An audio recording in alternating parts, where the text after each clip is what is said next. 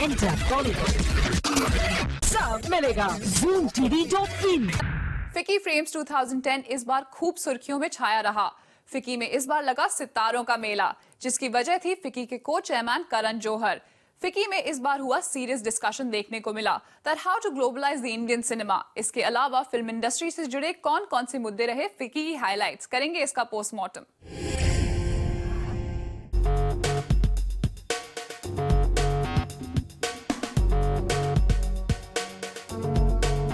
30 sessions में complete होने वाली फिकी फ्रेम्स 2010 के फ्रेम में हर रंग था, क्योंकि पहली बार फिकी फ्रेम्स में इतने सितारे एक साथ नजर आए और साथ ही पहली बार सीरियस डिस्कशंस हुए that how to globalise the Indian cinema. अगर इस बार इतने सारे सितारे न आते तो हर बार की तरह फिकी फ्रेम्स रह जाता फीका और फिकी फ्रेम्स में सितारों की भीड़ जुटाने का क्रेडिट गया फिकी के नए को चेयरमैन करण जौहर के खाते में। करण जौहर की फिकी फ्रेम्स में एंट्री ने इसे बना दिया और भी फिल्मी। करण के आते ही फिकी ने भी स्टार्स के लिए शुरू कर दिए एक्सीलेंस अवार्ड, जहां अमिताभ को पा में उनकी परफॉर्मेंस के लिए नवाजा गया best actor of the year, तो विद्या बालन को मिला बेस्ट एक्ट्रेस का अवार्ड। वहीं शाहरुख खान भी बन गए global entertainer of the year, तो रणबीर को मिला एंटरटेनर ऑफ द ईयर का खिताब। धन्यवाद देना चाहूँगा फिकी को और बहुत आभार प्रकट करना चाहता हूँ। It's a big honor, doing anything with Fiki, and I'm just very happy that I'm considered a part of entertainment from India, which is going global. Fiki is a very prestigious and notable body of the industry, and उन्होंने मेरा काम recognize किया है, so it feels very special. इसके अलावा 2 Oscar जीतने वाले A.R. Rahman भी बन गए global icon of the year. I feel good coming all the way to get this. And because I'm the part of fraternity. लेकिन डे 3 पर जिसने सबसे ज्यादा ध्यान खींचा वो थे शाहरुख खान, जिनके नेक पर लगा हुआ था ये बैंडेड और जिसके बारे में पूछने पर शाहरुख ने दिया ये जवाब। Why you want to know? You jealous?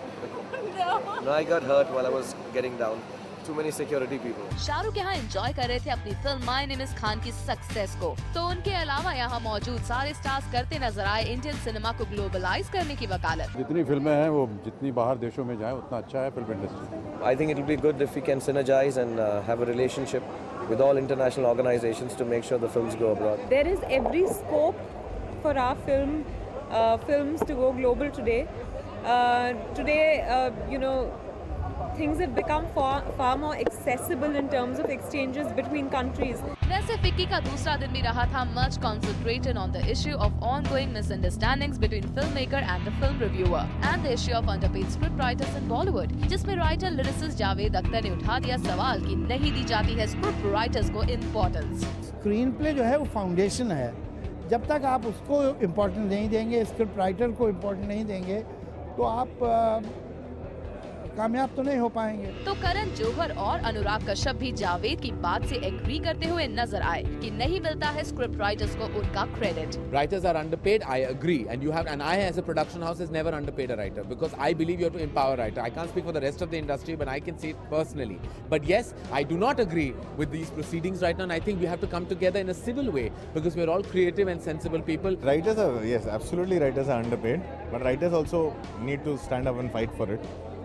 And writers are not given importance from the producer. A writer needs to take importance. He needs to also have the courage to say that I am not doing this and walk out. तो दूसरे दिन film maker और film reviewer के बीच ongoing misunderstandings को लेकर अच्छी खासी बहस भी छिड़ी, जिसमें करण ने जताई फिल्म रिव्यूअर से अपनी नाराजगी। Sindhoka, which I think if it's going to get reviewed well, will make a big difference to its commercial prospect.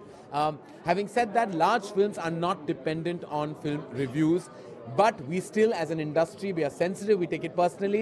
We like something, we put it up into full-page ads. We don't, we ignore them. We have to then detach ourselves, which is a tough thing because it's a creative process. We're all over sensitive. And therefore, we give some undue importance to reviews. The fault lies with us at times. यानी FICCI frames के day 2 पर भी उठाए गए industry से जुड़े कुछ important issues, लेकिन धमाका तो पहले दिन भी हो गया था जब करण जौहर की वजह से फिक्की फ्रेम्स का इनॉग्रेशन करने शाहरुख और कटरीना एक साथ एक फ्रेम में नजर आए। इतना ही नहीं, पहली बार फिक्की फ्रेम्स के प्लेटफॉर्म पर फिल्म मेकर्स ने ओपनली माना कि बड़े स्टार्स और बिग बजट को लेकर फिल्में बनाने के बाद भी हो जाती हैं उनकी फिल्में flop. You make a choice, you take a subject, you take a good cast, you try to make a good film.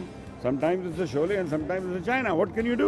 तो कुछ यूँ हुआ बॉलीवुड और हॉलीवुड की बॉन्डिंग पर स्टार्स के मिक्स्ड रिव्यूज के साथ फिक्की कंप्लीट करण जौहर की बदौलत। इस पूरे बदलाव में एक खास बात ये थी कि अक्सर अननोटिस रहने वाले और छोटे मुद्दों पर कॉन्सेंट्रेटेड फिक्की में बॉलीवुड के सितारे फिल्म इंडस्ट्री को लेकर काफी सीरियस नजर आए।